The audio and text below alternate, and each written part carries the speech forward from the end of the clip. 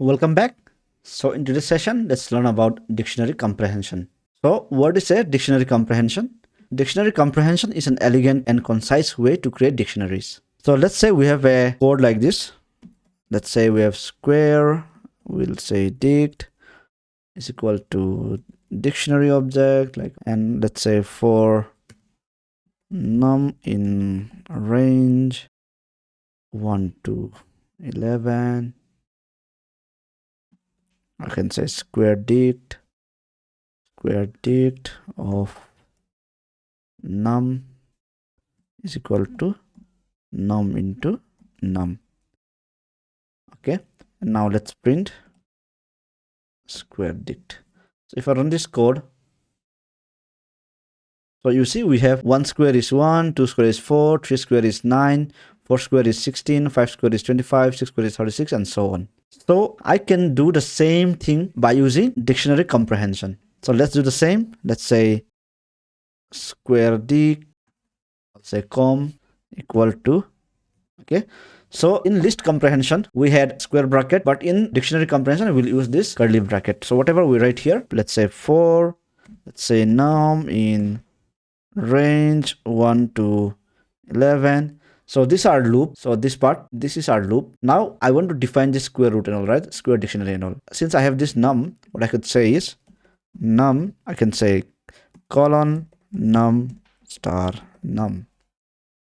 So now if I print square dict com, let's run this code.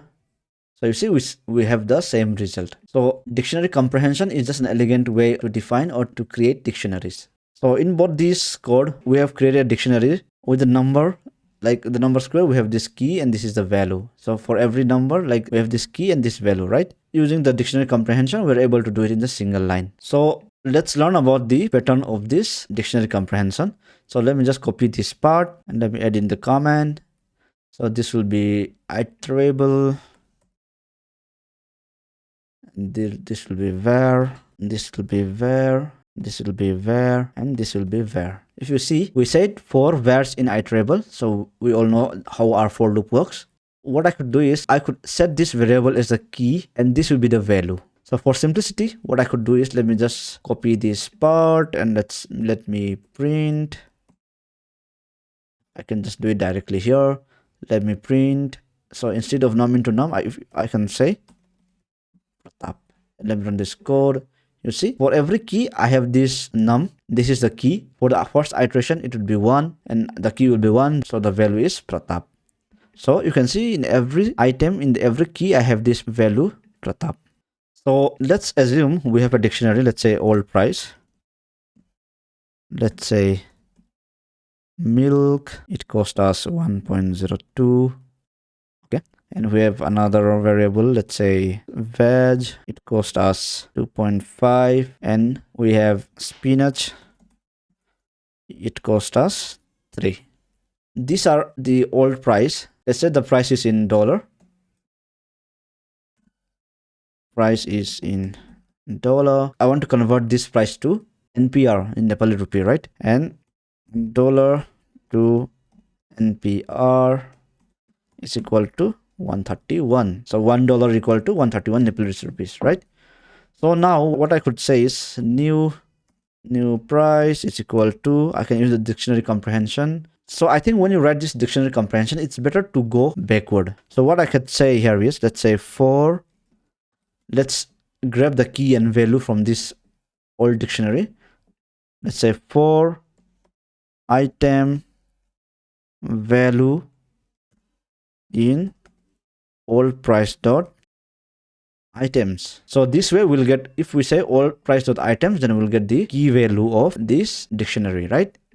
So now what I could say is, I can say item is equal to value into dollar to NPR. So here if you see, so this part, it's a simple for loop. We are iterating through the dictionary by grabbing this key value, and for every item we are assigning a new price, which is the current value, into the NPR rupee, right? So now I can print new price.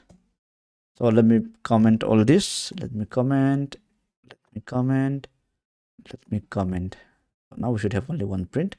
Let's run this code. So you see the new price of this milk is this one. We have this veg, we have this spinach, right? So this is how we can use dictionaries. Let's learn about the advantages of using dictionary comprehension. So the first advantage is it shortens our code, right? Shortens our code. And the other is, so it makes our code a bit Pythonic, right? Pythonic. So these are the benefits or the advantages. So we'll use this dictionary comprehension, list comprehension more frequently in the upcoming projects and all. So the more we use, the more you use them in your real project, you'll get more gist of it. So I think you should follow along with me. And I always suggest you to code along with me so that you get the concept right. So I think this is it from this session. Hope to see you in a future session. Thank you.